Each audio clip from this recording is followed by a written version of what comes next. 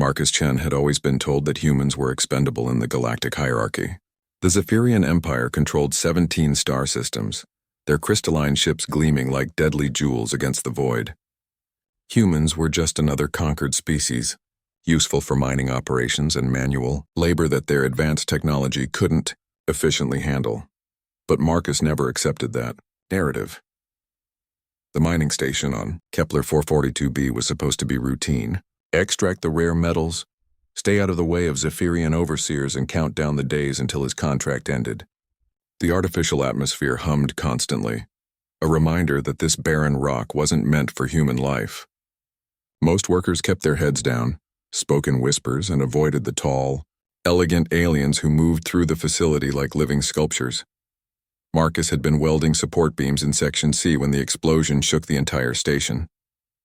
Emergency lights bathed everything in hellish red as alarms shrieked. The main power grid had failed, and atmosphere was venting from the eastern wing. Protocol demanded all human workers evacuate to designated safe zones and wait for Zephyrian emergency teams. That's when he heard it, a sound that transcended species barriers. The unmistakable cry of a child in terror. While other humans fled toward the evacuation points, Marcus grabbed an emergency oxygen pack and ran toward the damaged section. The corridors were filling with toxic gases from the broken atmospheric processors. His portable scanner showed dangerous radiation levels ahead, but the crying grew louder. He found the source in what had been a luxurious observation deck. A young Zephyrian, no more than the equivalent of 8 human years, was trapped beneath twisted metal debris. The child's normally prismatic skin had dulled to gray with fear and pain. One of her delicate wing-like appendages was clearly broken, and she was losing the bioluminescent fluid that served as Zephyrian blood. Marcus had never been this close to a Zephyrian child before. She was beautiful in an otherworldly way, but right now she was just a terrified kid who needed help. He began moving the debris piece by piece, even as his radiation detector screamed warnings. The child looked up at him with large, multifaceted eyes that held intelligence far beyond her apparent age. She spoke in rapid Zephyrian, a language that sounded like crystalline wind chimes. Marcus didn't understand the words, but he recognized desperation. "Hey, it's okay," he said softly, continuing to work. "I'm going to get you out of here." The heaviest beam required all his strength. Human muscles, evolved from persistence hunters and tool users, strained against metal that would have been easily moved by Zephyrian gravity manipulation technology. But their tech was offline, and sometimes old-fashioned determination was the only tool that mattered. The child watched him with growing amazement as he refused to give up. Sweat poured down his face, mixing with the metallic taste of atmospheric contamination. His oxygen pack showed 15 minutes remaining. The smart thing would have been to leave and get help. Marcus had never been accused of being smart. With a final heave, the beam shifted enough for the child to crawl free. She tried to stand but collapsed, her injured wing dragging. Without hesitation, Marcus scooped her up in his arms. She was surprisingly light, her bones hollow like a bird's. But she radiated a warmth that felt almost electric. The journey back through the damaged corridors became a nightmare of failing life support and collapsing infrastructure. The child clung to him, her fear gradually replaced by wonder as this alien creature risked everything to save her. She began to hum, a sound like gentle rainfall that somehow made the toxic air seem less suffocating. They emerged into the main corridor just as Zephyrian emergency teams arrived. The response was immediate and shocking. Elite guards in powered armor surrounded them, weapons trained on Marcus. Behind them came a figure that made every human in the vicinity drop to their knees. Crown Prince Velthara, heir to the Zephyrian throne, stood 8 feet tall even without his ceremonial floating crown. His skin shifted through a spectrum of colors that indicated extreme emotional states. When he saw his daughter safe in Marcus's arms, those colors stabilized into something Marcus had never seen before on a Zephyrian. Gratitude. The child, Princess Lyrelai, spoke rapidly to her father in their musical language. She pointed at Marcus repeatedly, her young voice filled with excitement and amazement. The Crown Prince's expression grew more complex with each word. Marcus gently set the princess down, expecting to be arrested or worse. Instead, Prince Velthara stepped forward and did something unprecedented in recorded galactic history. He bowed to a human. The gesture sent shockwaves through every observer. Zephyrians didn't bow to anyone except their emperor. The implications were staggering, but Marcus was too exhausted to process them. He had saved a child. Everything else was secondary. What he couldn't know was that Princess Liralea was not just any Zephyrian child. She was the Crown Prince's only heir, the future of their entire civilization. More importantly, she possessed a rare gift that occurred perhaps once in a millennium among their people. She could see the true nature of souls, and in Marcus Chen, a human maintenance worker who had risked everything for a stranger's child, she had seen something that would change the course of galactic history, a light that burned brighter than stars, powered by an emotion that Zephyrian culture had forgotten existed: unconditional compassion. As medical teams tended to the princess and hazmat crews began cleaning up the disaster, Prince Vilthara continued to study the human who had saved his daughter. Marcus stood there in his dirty work clothes, completely unaware that he had just triggered a series of events that would reshape the relationship between their species. The Crown Prince made a decision that would have consequences reaching across star systems. This human would not be returning to his previous life. Not because he was a prisoner, but because he had become something far more significant. He had become family. 3 days after the incident, Marcus found himself in a situation no human had ever experienced. Instead of being processed through normal channels and returned to his work assignment, he was being held in what could only be described as luxury imprisonment.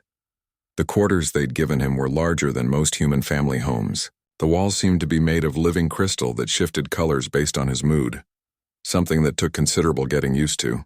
The bed adjusted itself to his body temperature and breathing patterns. Food appeared whenever he felt hungry, perfectly prepared human cuisine that somehow tasted better than anything he'd eaten on Earth. But he was definitely not free to leave. 2 Zephyrian guards stood outside his door at all times.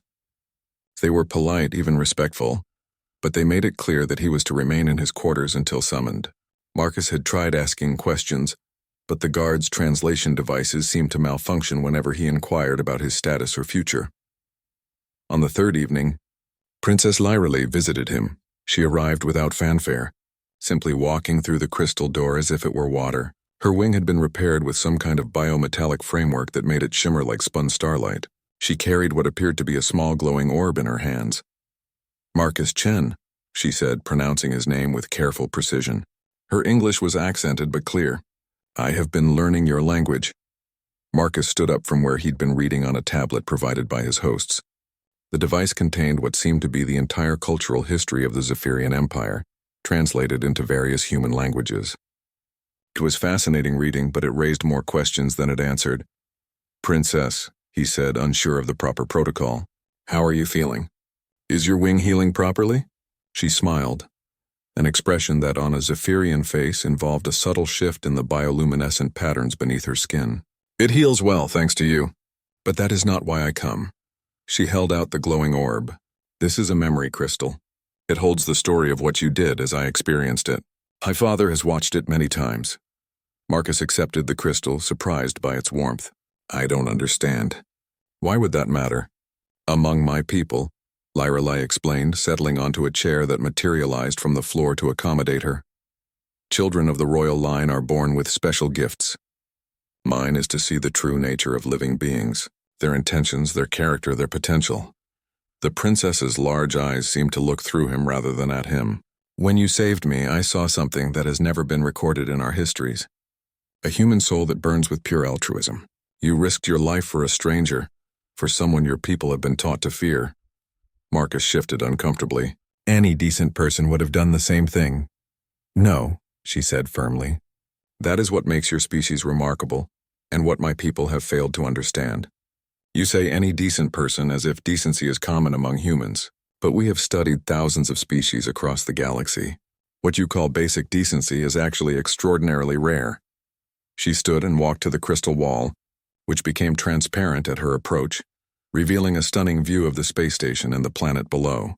Most intelligent species develop along predictable paths. They prioritize their own survival, then their family groups, then their tribes or nations. Cooperation beyond those boundaries requires careful negotiation and mutual benefit. Marcus joined her at the window. "That sounds pretty normal to me." "But humans," the princess continued, regularly risk everything for complete strangers. You have concepts like rescue workers who run into burning buildings to save people they've never met. You have humanitarian aid, where you send resources to help communities on the other side of your planet. Your myths and stories celebrate heroes who sacrifice themselves for others. She turned to face him directly. Other species find this behavior baffling. They cannot understand why humans would weaken themselves to help outsiders.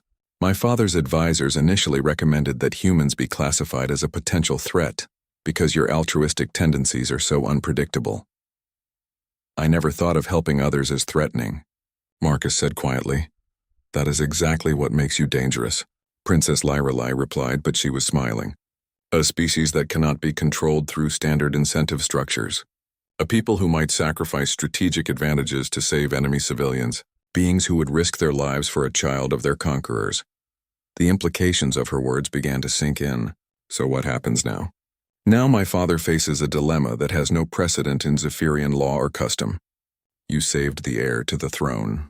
By our oldest traditions, this creates a life debt that cannot be repaid through normal means.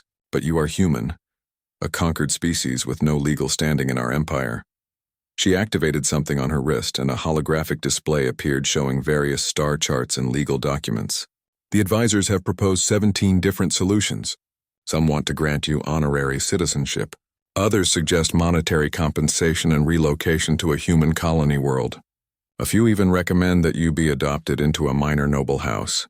Marcus studied the documents, noting that several options involved significant restrictions on his freedom of movement. What does your father want to do? That, said a new voice from behind them, is what I have come to discuss. Marcus turned to see Crown Prince Valthara entering the room. Unlike their first meeting, the prince was dressed in relatively simple robes that still managed to look incredibly elegant. His skin showed colors that the translation device in Marcus's quarters identified as contemplative determination. Your Highness, Marcus said, attempting what he hoped was an appropriate bow. Please, the prince said, gesturing for him to rise. After what you have done, formal protocols seem inadequate. The prince moved to join them at the window, his presence filling the room with an almost gravitational authority. I have spent the past 3 days researching human culture and history. Your species is far more complex than our initial assessments indicated. He activated his own holographic display, showing images from Earth. Scenes of humans helping each other during natural disasters, volunteer organizations, people donating blood and organs to strangers. Your capacity for selfless action appears to be a fundamental characteristic, not an aberration. We have our flaws too, Marcus pointed out. Humans can be violent, greedy, destructive. Yes, the prince agreed. But even your conflicts often involve moral positions about protecting others. Your greatest leaders are remembered for expanding circles of who deserves protection and dignity. This pattern suggests something unique in your evolutionary development. Princess Lyrelai stepped closer to her father. Show him the decision. Prince Valthara nodded solemnly. Marcus Chen, I am offering you a choice that no human has ever faced. You may accept any of the standard compensations and return to your previous life with our gratitude and protection. Or, he paused, his skin shifting to colors that indicated the magnitude of what he was about to propose. You may accept adoption into the royal house as my daughter's guardian and protector, with all the rights and responsibilities that entails. You would become the first human noble in Zephyrian history, but you would also be bound to our court permanently. Marcus felt the weight of the decision settling on his shoulders like a physical force. Everything he had ever known, everyone he had ever loved existed in human space. But the princess was looking at him with hope in her multifaceted eyes, and he realized that this choice would affect far more than just his own future. What exactly would being her guardian mean? He asked. The prince and princess exchanged a look that carried complex emotional undertones. It would mean, the prince said carefully, that you would be responsible for her safety, her education in human perspectives, and her preparation to one day rule an empire that includes billions of humans. The full scope of what they were proposing hit Marcus like a physical blow. They weren't just offering him a new life. They were asking him to help shape the future relationship between humanity and the most powerful empire in the galaxy. And somehow it all started with one simple decision to help a frightened child. Marcus spent the entire night walking the length of his quarters, which the room's adaptive systems had expanded to accommodate his restlessness. The crystal walls had dimmed to match the late hour, but sleep was impossible. The weight of the decision pressed against his mind like a physical force. By morning, he had reached a conclusion that surprised even himself. "I accept," he told Crown Prince Veltera when the royal summons came, "but I have conditions." The prince's skin shifted through several colors that Marcus was learning to interpret as surprise mixed with intrigue. They were meeting in what appeared to be a formal throne room, though the chairs adjusted themselves to accommodate both Zephyrian and human physiology. "A human with conditions for the royal house," the prince mused. "This is already proving educational. Speak them." Marcus had prepared for this moment, but standing before the heir to an interstellar empire still made his throat dry. "First, I want regular communication with my family on Earth. My parents, my sister, they deserve to know what happened to me." "Granted," the prince said immediately. "What else?" "Second, I want to visit human communities throughout your empire. If I'm going to help Princess Lyrale understand humanity, I need to understand how humans are actually living under Zephyrian rule, not just the official reports." The prince's expression grew more serious. "That could be revealing in ways that might prove uncomfortable for both our species." "Exactly why it's necessary," Marcus replied. "If there are problems, hiding them won't help anyone." After a long pause, the prince nodded. "Agreed, with the understanding that such visits will be conducted with appropriate security measures." "What is your third condition?" Marcus took a deep breath. "If Princess Lyrale ever decides that she no longer wants or needs a human guardian, I can leave with no consequences or obligations. This has to be a choice for both of us, not just a royal decree." Princess Lyrale, who had been quietly observing from a floating throne that accommodated her wing structure, spoke up for the first time. "That condition is unnecessary, Marcus Chen. I have seen your true nature. You are not capable of abandoning someone who needs your protection." "Maybe not," Marcus admitted, "but the choice should still exist." The prince stood, his impressive height making the gesture dramatic. "Your conditions reveal the wisdom of this decision. You are already thinking like a guardian should, prioritizing the agency and well-being of your charge above your own comfort." He gestured, and several Zephyrian officials entered the room carrying ornate objects. The formal adoption ceremony would normally take place on the throne world, witnessed by the full imperial court. However, given the unprecedented nature of this situation, we will perform a simplified version here. What followed was unlike anything in Marcus's experience. The ceremony involved crystalline artifacts that seemed to respond to emotional states, creating light patterns that wove between the participants. Princess Lyrale placed her hand over his heart while speaking words in ancient Zephyrian that even the translation devices couldn't fully interpret. The most surprising part came when the prince presented Marcus with what appeared to be a simple silver bracelet. "This is a neural interface," he explained. "It will allow you to communicate directly with Lyrale without translation barriers, and it will help you understand Zephyrian emotional states and social cues." When Marcus put on the bracelet, the change was immediate and overwhelming. Suddenly, he could sense the princess's emotional state as a warm presence in the back of his mind. More startling, he could feel her joy at having him as her guardian, mixed with excitement about all the things she wanted to learn from him. "This is going to take some getting used to," he said, then paused as he realized he had spoken in Zephyrian without thinking about it. The princess laughed. A sound like silver bells that he now understood carried overtones of genuine affection. "Now you begin to understand how connected Zephyrian families truly are. We do not just live together. We share emotional space." Over the following days, Marcus began to understand the true scope of what he had undertaken. Princess Lyrale was not just intelligent. She was brilliant beyond human standards, with a mind that processed information at speeds that made conversation challenging. She had already mastered 17 languages and was working on her doctorate equivalent in xenological studies. But for all her intellectual gifts, she had the emotional needs of a child who had experienced genuine trauma.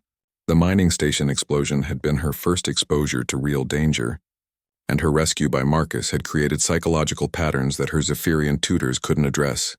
She had nightmares about being trapped, but in her dreams, no one came to save her. She would wake up calling for Marcus in 3 different languages, her bioluminescent patterns flickering with distress until he arrived. To calm her fears, her previous tutors were experts in Zephyrian child psychology, her father explained, during one of their daily briefings. But they never had to deal with trauma response patterns. Your species' approach to supporting children through difficult experiences appears to be more developed than ours. Marcus was learning that Zephyrian society, for all its technological advancement, had eliminated most sources of random danger.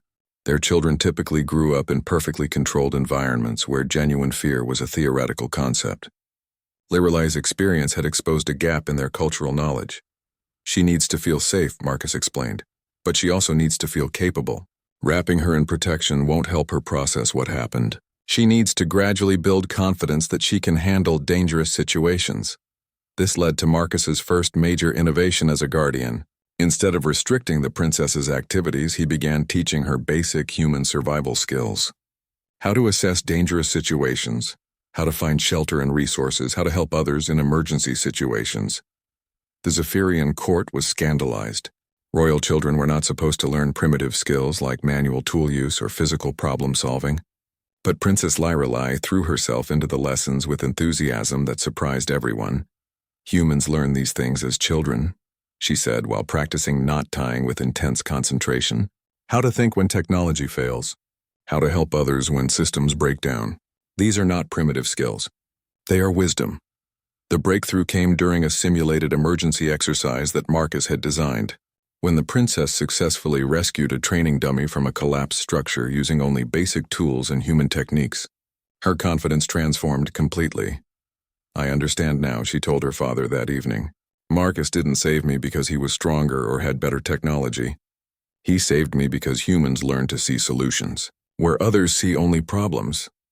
The prince looked at Marcus with an expression that the neural interface translated as profound respect mixed with something approaching awe. In 3 weeks, you have taught my daughter skills that our best educators couldn't provide in years.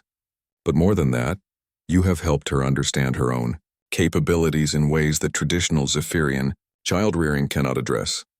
Marcus was beginning to realize that his role as guardian was evolving into something much larger than personal protection. Princess Lorelai was going to rule an empire that included billions of humans, and she was developing an understanding of human nature that could revolutionize interspecies relations.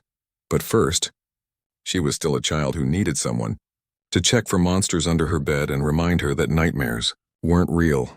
The duality of his role was brought home when she fell asleep during one of their lessons, curled up against his side like any exhausted kid, while her advanced neural implants continued processing mathematical theorems in her sleep.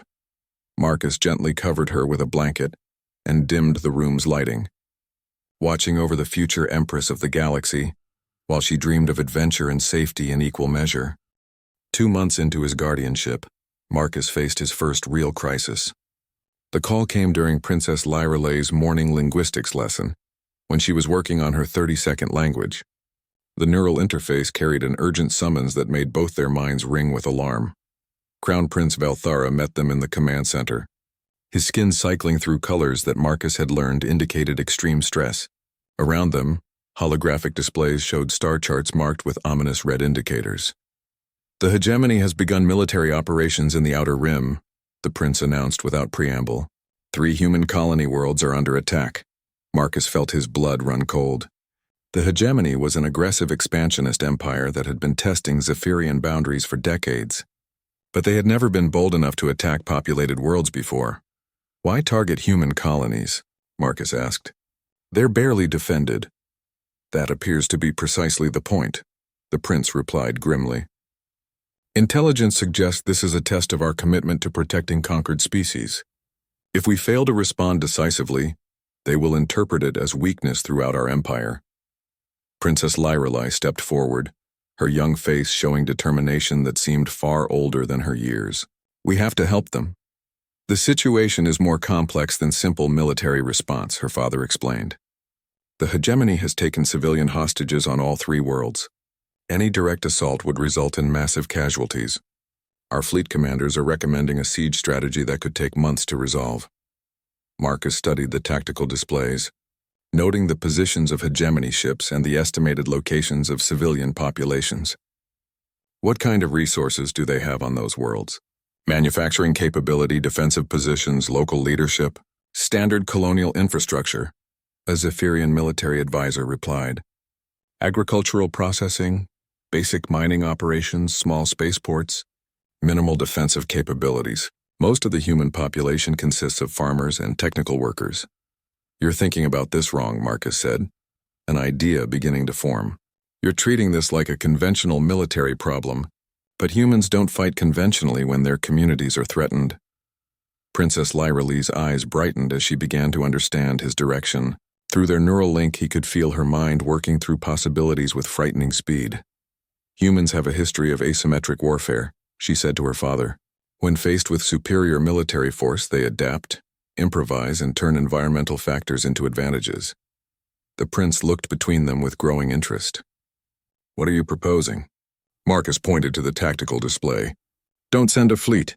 Send small teams of humans with basic equipment and communication gear. Let them organize resistance from within, while your ships create external pressure. That would require volunteers willing to infiltrate occupied worlds, the military advisor objected. The casualty rates would be enormous. You'd be surprised how many humans would volunteer for a mission to save their own people, Marcus replied. But more importantly, you'd be working with the local populations instead of trying to rescue them. Humans are much more effective when they're fighting for their own freedom. The debate that followed was intense. Zephyrian military doctrine emphasized overwhelming technological superiority and minimal casualties among their own forces. The idea of deliberately sending people into danger to organize guerrilla operations went against everything they had been trained to believe. Princess Lyralee watched the discussion with growing frustration until she finally stood and activated her own holographic command interface. Father, request permission to contact the human leadership on these worlds directly. Lyralee, you're not qualified to conduct military negotiations, the prince said gently. But I am qualified to speak with humans about human problems, she replied firmly. Marcus has taught me that humans respond differently when they believe someone truly understands their situation. Marcus felt a surge of pride through their neural link. In just 2 months, she had learned to think about problems from multiple species' perspectives. The prince considered for a moment, then nodded. Establish communication with New Manchester, the largest of the 3 colonies. What followed was Marcus's first real glimpse of Princess Lyralee as a future ruler. Despite her young age, she spoke with the colonial governor with authority and compassion that would have impressed seasoned diplomats. She listened to descriptions of the occupation conditions, asked detailed questions about local resources and population capabilities, and gradually built trust with people who had never spoken directly to Zephyrian royalty. Governor Chen, she said at one point, and Marcus started adhering his own surname. Marcus tells me that humans have saying, it takes a village to raise a child. Do you believe it also takes a village to defend itself? The colonial governor's response came through clearly despite the communication interference from hegemony jamming efforts. Your Highness, if you're asking whether we're willing to fight for our homes, the answer is absolutely yes. We just need someone to coordinate our efforts and provide basic equipment. Over the next several hours, a plan emerged that was unlike anything in Zephyrian military history. Instead of a massive fleet engagement, they would insert small teams of human volunteers onto each world. These teams would work with local populations to organize resistance activities, disrupt hegemony supply lines, and create chaos that would force the occupiers to spread their forces thin. Marcus found himself at the center of the operation, not as a military commander but as a cultural interpreter who could help Zephyrian command understand how human communities would respond to different strategies. Humans don't just fight for territory, he explained during one planning session. They fight for their neighbors, their families, their way of life. Give them a chance to protect those things, and they'll find ways to succeed that will surprise everyone. The operation launched 3 days later. Marcus watched from the command center as volunteer teams were inserted onto the 3 worlds, each group consisting of humans familiar with colonial conditions and basic Zephyrian support technology. Princess Lyralee stayed by his side throughout the operation, monitoring communications and learning to read the emotional undertones in reports from the field. The neural link allowed Marcus to feel her growing understanding of how humans operated under pressure. The results exceeded everyone's expectations. Within 24 hours, the colonial populations had organized into effective resistance cells. They sabotaged hegemony supply convoys, rescued captured civilians, and gathered intelligence that allowed precise Zephyrian strikes against military targets. But the real breakthrough came when the colonists began sharing their tactics with each other across the three worlds. Without central coordination, they developed a network of mutual support that turned individual resistance efforts into a coordinated campaign. They're not just fighting for their own colonies, Princess Lyrelei observed with wonder. They're fighting for each other, for people they've never met on worlds they've never visited. The hegemony forces, expecting either quick surrender or a prolonged siege, found themselves dealing with an enemy that appeared to be everywhere and nowhere. Their technological advantages became liabilities when humans turned familiar terrain into deadly mazes and converted agricultural equipment into improvised weapons. Within a week, the hegemony requested negotiations for withdrawal. As reports of success came in from all three worlds, Marcus realized that something fundamental had changed in the Zephyrian court's understanding of humanity. Princess Lyrelei was receiving communications from grateful colonists, military reports praising human ingenuity, and requests from other species within the Empire who wanted to understand how the human method could be applied to their own defense concerns. "You have given me a great gift," Crown Prince Valthara told Marcus as they watched the last hegemony ships retreat from human space. "You have shown me that protecting our people doesn't always require overwhelming force. Sometimes it requires understanding who they are and what they're capable of becoming." But Marcus was watching Princess Lyrelei, who was already studying reports from other frontier worlds and thinking about how human community-building techniques might prevent future conflicts. She was becoming exactly the kind of leader the galaxy needed, and somehow he had played a part in that transformation. 6 months after the hegemony crisis, Marcus accompanied Princess Lyrelei on their first official visit to the human colony world of New Geneva. What he discovered there changed everything he thought he knew about the Zephyrian Empire. The moment their transport touched down at the colonial spaceport, Marcus noticed something wrong. The human workers who greeted them moved with careful, measured gestures. Their smiles seemed forced, and their eyes held a wariness that made his skin crawl. Princess Lyrelei sensed it too. Through their neural link, he felt her confusion and growing concern as she observed the human colonists' behavior. "Guardian Marcus," she said quietly as they toured the agricultural processing facilities, "these people are afraid, but not of external threats. They fear saying the wrong thing to us." The official tour showed impressive productivity numbers, efficient resource extraction, and peaceful cooperation between human workers and Zephyrian administrators. But Marcus noticed details that the statistics didn't capture. Human children who wouldn't make eye contact with Zephyrian officials, workers who spoke only when directly questioned, families who lived in housing that, while adequate, was clearly segregated from areas where Zephyrians resided. The breakthrough came during an unscheduled stop at the colony's medical center. Princess Lyrelei had insisted on visiting after learning that several human children were being treated for malnutrition. The official reports attributed this to adaptation difficulties with local food sources, but she wanted to understand the situation better. Dr. Sarah Kim, the colony's chief medical officer, greeted them with the same careful politeness they had encountered everywhere else. But when Princess Lyrelei began asking detailed questions about nutritional needs and food distribution systems, the doctor's professional concern overrode her caution.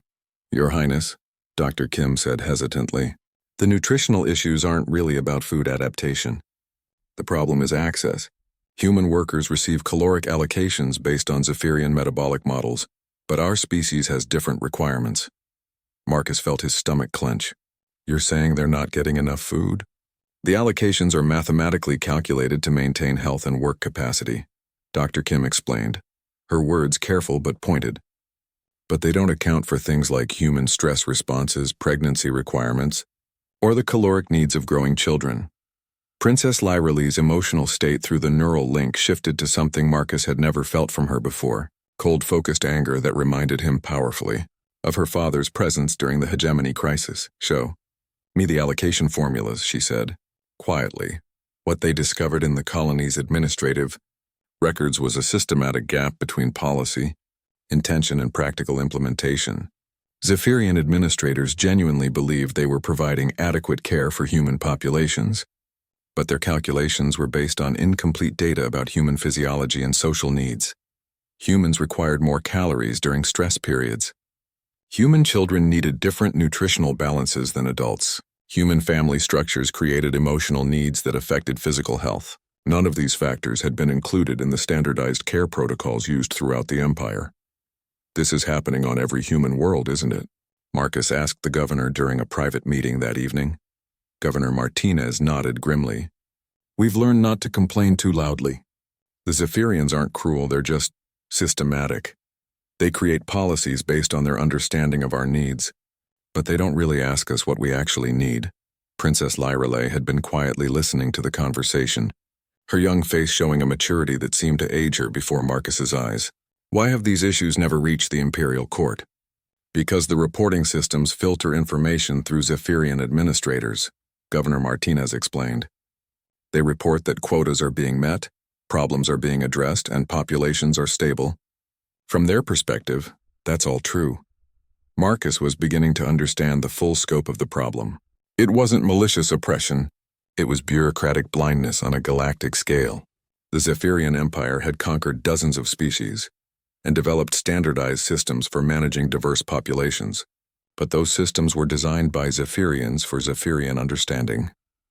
We need to see the other worlds, Princess Lyrelay said firmly. All of them. Over the following 3 weeks, they visited 17 human colonies throughout the Outer Rim. The pattern was consistent everywhere they went. Adequate but insufficient resource allocation, policies that made sense from Zephyrian perspectives but created hardships for human communities, administrative systems that reported success while missing underlying problems. But Marcus also saw something else that filled him with both pride and concern. Despite the systemic issues, human communities had adapted. They shared resources among families to ensure children were fed. They created informal support networks that helped people through difficult periods. They maintained cultural traditions and community bonds that gave meaning beyond mere survival. They were surviving, but they weren't thriving. The most disturbing discovery came on their final colony visit. The world of New Harmony had been settled by humans who specialized in agricultural research. Their official reports showed excellent crop yields and efficient food production. But Marcus noticed that virtually all the agricultural output was being exported to other worlds in the Empire. "What do you eat here?" he asked the colony's nutritionist during a private conversation. "Synthetic protein supplements and processed nutrient blocks," she replied matter-of-factly. "The fresh food we grow is too valuable for export to waste on local consumption."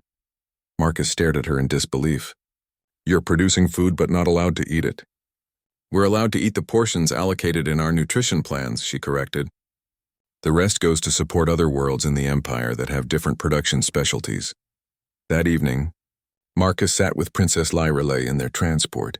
Watching the agricultural world shrink below them as they departed for the capital, neither of them spoke for a long time, processing what they had learned. "My people are good people," she finally said through their neural link. "But we have made humans into a resource to be managed rather than a people to be served." Marcus felt her emotional state shifting toward something he recognized from their early days together. The same determination she had shown when learning to rescue trapped victims. The same focus she had demonstrated during the hegemony crisis. "What are you thinking?" he asked. "I am thinking that when I become Empress, things will be very different," she replied. "But I am also thinking that waiting until I inherit power means allowing these problems to continue for decades." Through their neural connection, Marcus could sense her mind working through possibilities, forming plans that involved immediate action rather than patient waiting. It was an approach that would have been impossible without her human guardian showing her that sometimes the right thing to do was act, regardless of proper procedures. "Your father needs to know about this," Marcus said. "Yes," she agreed. "But more than that, the entire Empire needs to understand what we've learned. Other conquered species are probably experiencing similar problems. This isn't just about humans." As their transport jumped to hyperspace, carrying them back toward the imperial capital, Marcus realized that their journey had transformed Princess Lyrelay. From a child recovering from trauma into a future leader with a mission that could reshape galactic civilization. The question was whether the Zephyrian Empire was ready for the changes she was planning to propose. The Imperial Council chamber on the Zephyrian homeworld was a marvel of crystalline architecture that could accommodate representatives from dozens of species. As Princess Lyrelai presented her findings to the assembled lords and administrators, Marcus stood beside her, watching the most powerful beings in the galaxy grapple with information that challenged their fundamental assumptions. "The data is concerning," admitted Lord Varix, the Minister of Colonial Affairs. "But these are implementation issues, not policy failures. Adjustments can be made to the allocation formulas." Princess Lyrelai's skin patterns shifted to colors that Marcus had learned indicated respectful disagreement mixed with barely contained frustration. "With respect, Lord Varix, mathematical adjustments will not solve systematic problems that arise from fundamental misunderstanding of species needs." Crown Prince Valthara observed the debate from his elevated throne, his own coloration showing the complex emotional state of a leader, watching his daughter challenge the Empire's most senior officials. "Explain what you believe the real problem to be." "Daughter, the real problem," Princess Lyrelai replied, activating a holographic display that showed colony data from across the Empire, "is that we govern other species as if they were Zephyrians with different biological requirements. We create policies based on our cultural assumptions and then expect other species to adapt to our systems." The display showed comparison data between official reports and the detailed observations from their colony visits. The discrepancies were startling when presented in aggregate. "But this approach has maintained stability across 17 star systems for over 2 centuries, protested Lord Cathera, the Minister of Imperial Security. "Revolutionary changes to governance structures could destabilize the entire empire." Marcus stepped forward, knowing that this was the moment when his unique perspective might make the crucial difference. "Your Highness, if I may speak." The council chamber fell silent. It was unprecedented for a human to address the Imperial Council, but Marcus's status as royal guardian gave him standing that no human had ever possessed. "Lord Cathera is correct that your current system has maintained stability," Marcus said, his voice carrying clearly through the chamber's acoustics. "But stability isn't the same as success. When I look at the human colonies, I see communities that are surviving but not growing, adapting but not thriving." He gestured to the holographic displays. "Every problem we identified exists because policies are being created by people who don't understand the daily reality of the people they govern. It's like trying to design a house for a family you've never met, in a climate you've never experienced." Lord Varix's coloration shifted to defensive patterns. "Are you suggesting that Zephyrian administrators are incompetent?" "I'm suggesting that competence isn't enough," Marcus replied calmly. "Your administrators are highly skilled at implementing Zephyrian solutions to Zephyrian problems. But human problems require human understanding."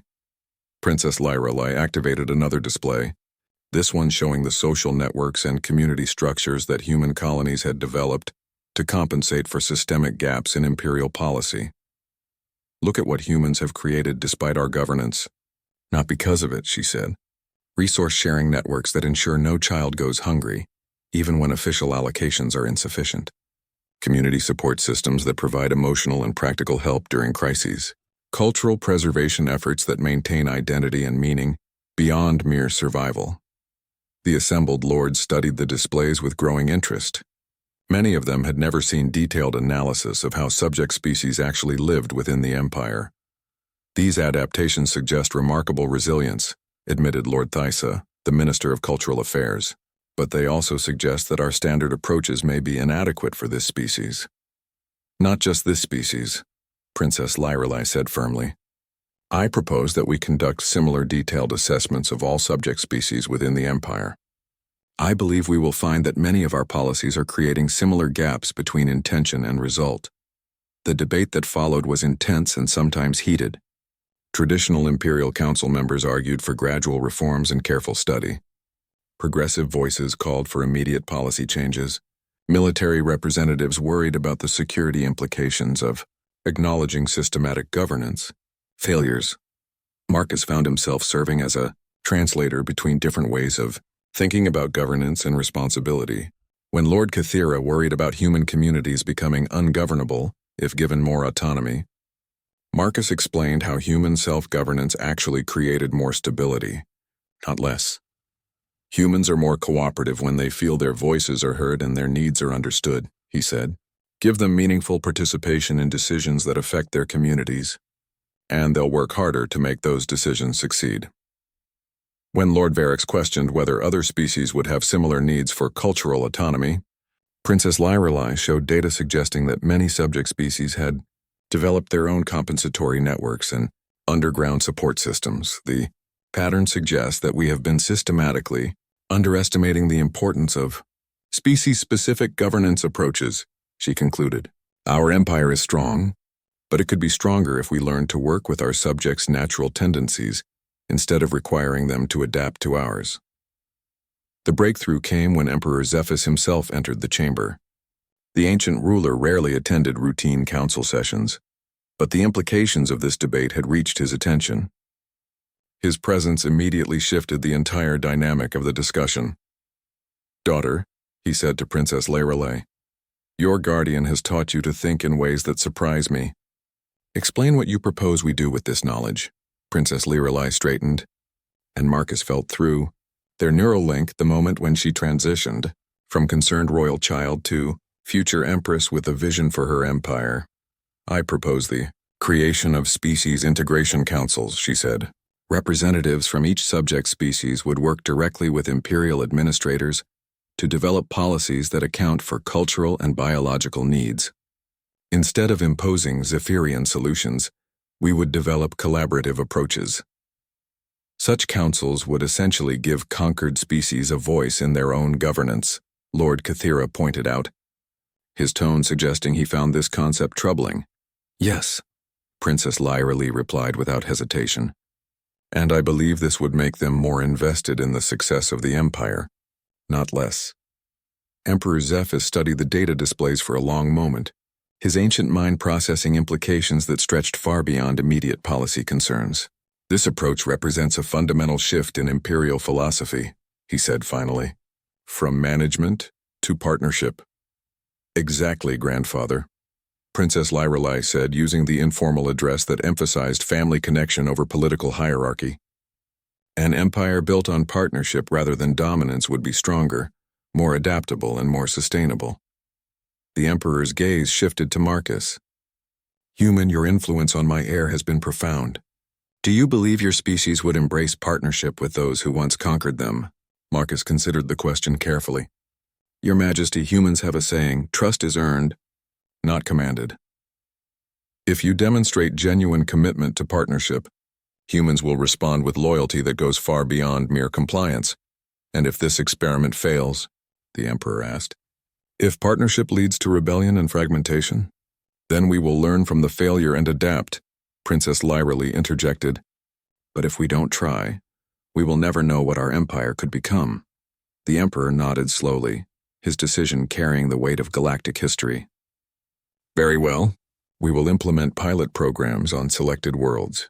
Princess Lyrelai will oversee these initiatives, with her guardian serving as primary liaison for human integration efforts." As the council session concluded and the assembled lords dispersed to begin planning the most significant governance reform in imperial history, Marcus realized that his simple decision to save a frightened child had somehow grown into a catalyst for galactic transformation. But he also sensed, through his neural link with Princess Lyrelai, that this was only the beginning. The real challenges would come when idealistic policies met the complex realities of governing billions of beings across dozens of species and hundreds of worlds. The empire was about to discover whether partnership could truly be stronger than dominance. 5 years after the Imperial Council's historic decision, Marcus stood on the observation deck of the flagship Harmony's Dream, watching the most extraordinary sight in galactic history. Below them, representatives from 47 different species were gathering for the first Interspecies Governance Summit, an event that would have been impossible under the old imperial system.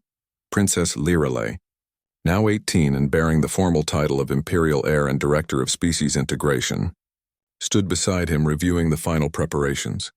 Through their neural link, Marcus could sense her mixture of excitement and nervous determination. "Are you ready for this?" he asked quietly. As ready as anyone can be for something that has never been attempted before, she replied, her adult voice carrying the same thoughtful tone he remembered from her childhood, but now backed by years of experience and hard-won wisdom. The pilot programs had been more successful than anyone had dared hope, but they had also revealed challenges that no amount of theoretical planning could have anticipated. The HFY species had embraced collaborative governance so enthusiastically that they had essentially redesigned their entire social structure around integration councils. The crystalline Vorthak had initially rejected the concept entirely, then surprised everyone by developing the most innovative partnership frameworks in the Empire. Humans, predictably, had thrown themselves into the project with characteristic intensity, creating governance models that other species began requesting permission to study and adapt. The numbers still amaze me, Marcus said, reviewing the latest reports on his tablet. Crime rates down 40% on integration worlds. Productivity up 60%. Resource conflicts down by 75%. More importantly, Princess Lyreley added, request rates for voluntary immigration to Imperial worlds have increased by 300%.